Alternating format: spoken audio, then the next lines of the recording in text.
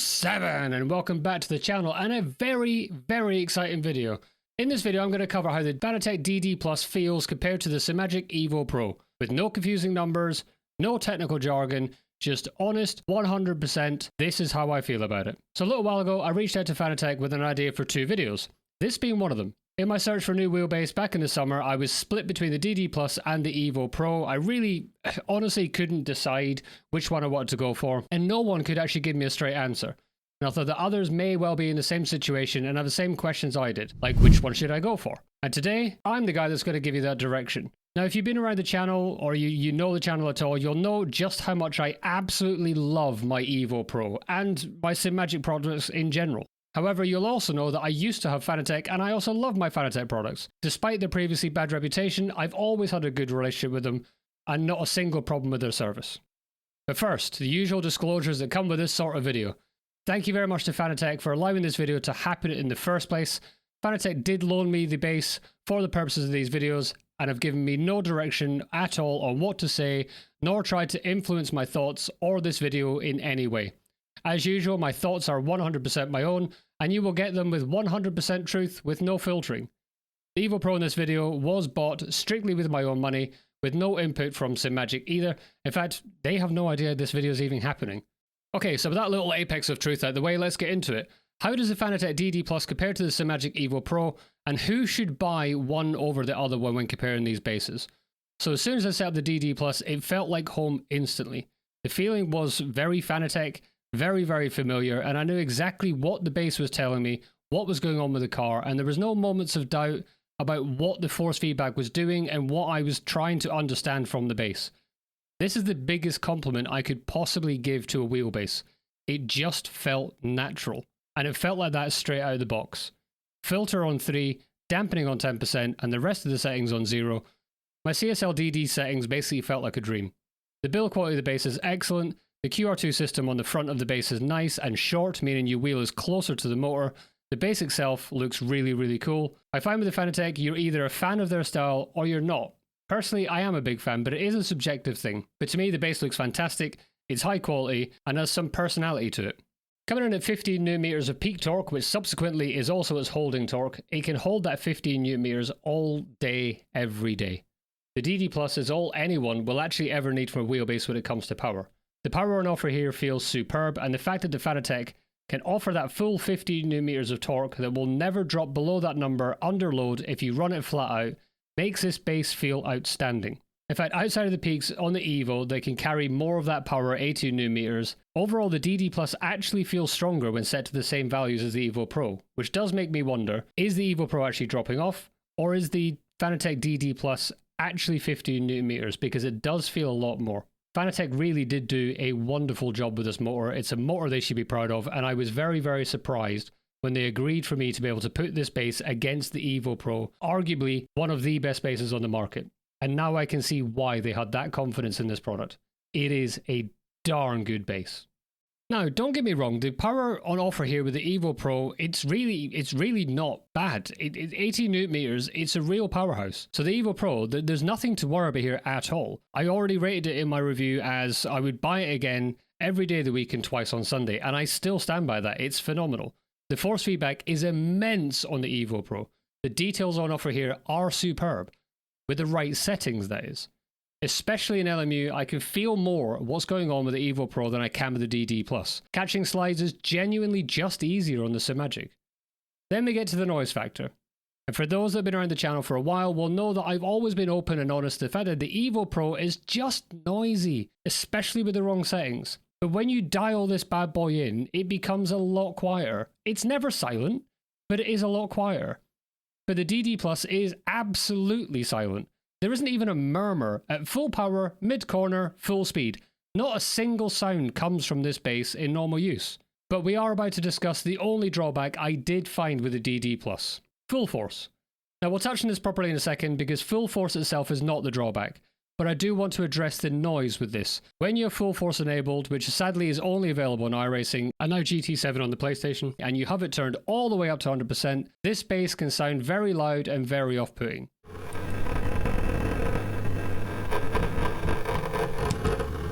I won't pretend to know what's going on inside of the bass, but yeah, it's loud, it's noisy, and it's not a nice sound either. However, when you turn that down to 20 to 30%, which is all that you actually need from full force, the noise is on par with the Evo Pro with its detail settings enabled, so it's perfectly manageable. It's not ideal, but realistically, 100% is too much for full force anyway. It becomes a distraction at that point. I found 20 to 30% to be perfectly ideal for me. Now, I did hear that full force was a bit of a gimmick, and let me tell you, it's not. It really isn't. Full force is what I think Simagic were trying to achieve with its detail settings, but they got it right, and they've done it on steroids. Full force was that good that I legit, and I do mean legitimately, turned it off very quickly, as I knew that when it came time to hand this bass back to Fanatec and go back to my Evo Pro, I was just going to miss the hell out of that setting, and it was always going to sit in the back of my mind how good that felt. If this came into every game, oh my, it would just be phenomenal. Road textures felt great. The curbs were brought to life. It just felt really darn good and really immersive. Now, would I buy the DD Plus just for full force? Probably not. Unless iRacing was my only game that I played and was my sole game, then the DD Plus would absolutely be up there on my list for sure. And it may top the Evo Pro for me. I couldn't say that with 100% confidence. As you can tell, I am still very torn between these two bases when it comes to that. Sadly, adoption of full force it's been very low and very slow. So really, this is not a selling point for the bass. It is worth noting that in iRacing, the Evo Pro can do 360Hz mode where the DD Plus cannot. But with full force removed, the Evo Pro did feel a touch better for me. There wasn't a huge amount in it. Splitting hairs does come to mind.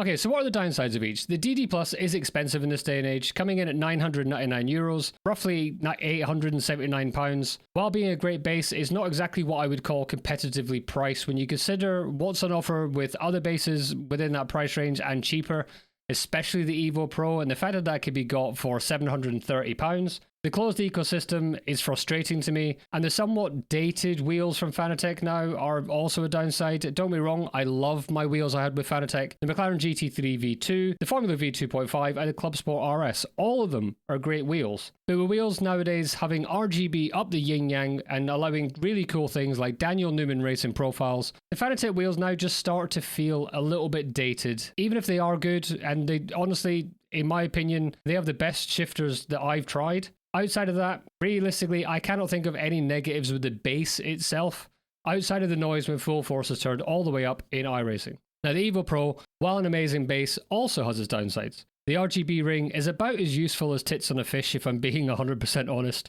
It's often obstructed by the wheel, and if it's not obstructed by the wheel, it's usually obstructed by your hands. The bass itself, to me, it does look a little bit bland. It's not ugly, there's nothing wrong with it. It just looks a bit The noise though, that's the bit that gets me. When you have the wrong settings, the noise here is the major downside. But outside of that, there's nothing to hate here either. It's an outstanding bass. I've said it before and I'll say it again. I bought it once, I'd buy it every day of the week and twice again on Sunday.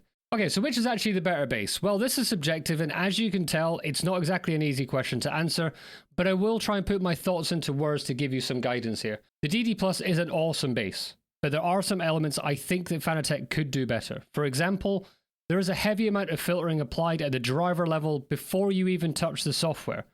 I know this because I can run LMU with less than half the filtering and smoothing in-game than I can with the Evo Pro. Now, this does result in a fairly dampened feeling bass, which may not be to everyone's taste, but it does feel very natural. It does feel very familiar. You know what the bass is telling you. You're no second guessing it. The Evo Pro, on the other hand, it gives it to you raw. It's up to you to find what you want from the bass and for you to extract the maximum out of the bass and for you to get it right.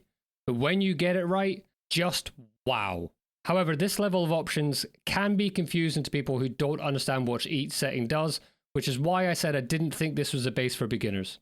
But with the DD Plus, you have much fewer settings that you can get wrong. So therefore, there's more hand-holding and less that you can actually do to hamper your experience.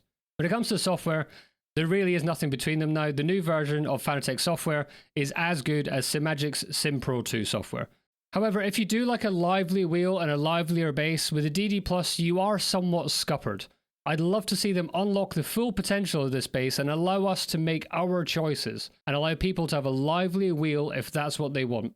There's a lot more performance to be had with the DD Plus, but there's a lot left on the table from this base that sadly you cannot get to, and to me, that's just a shame. With the Evo Pro, you have many more options available to you as a user. You can have a very lively wheel or a more subdued one, and you technically have more power. However, in the real world, you're not going to really feel that much of a difference between these two bases in terms of the Newton meter power that you get. But you do have additional features with the Evo Pro that I will cover in a moment. But in this regard, it's generally difficult to pick which is the better base. It really is. It really does depend on your use case. So let me elaborate further. I was asked by a friend when I was kind of conducting this experiment, if you can only choose one base, which one would you choose? And I was genuinely stumped by that question because they're both fantastic. But it's also not a straightforward answer.